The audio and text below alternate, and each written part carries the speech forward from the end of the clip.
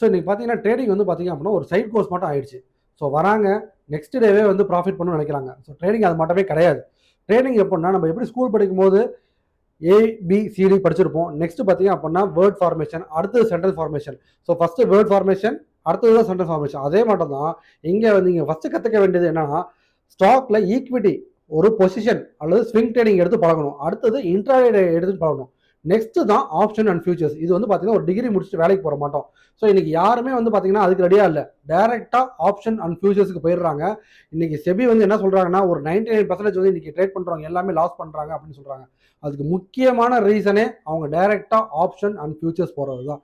நீங்க ட்ரேடிங்ல சக்சஸ்ஃபுல்லா வரணும் அப்படின்னா நீங்க ஃபர்ஸ்ட் ஆரம்பிக்க வேண்டிய இடம் ABCD, அதாவது ஸ்விங் ட்ரேடிங். நெக்ஸ்ட் தான் இன்ட்ராடே ட்ரேடிங், அடுத்தது தான் ஆப்ஷன் அண்ட் ஃபியூச்சர்ஸ். ஸோ இப்படி வந்தீங்க அப்படின்னா கண்டிப்பாக உங்கள் ட்ரேடிங் ஜெர்னி சக்ஸஸ்ஃபுல்லாக இருக்கும்.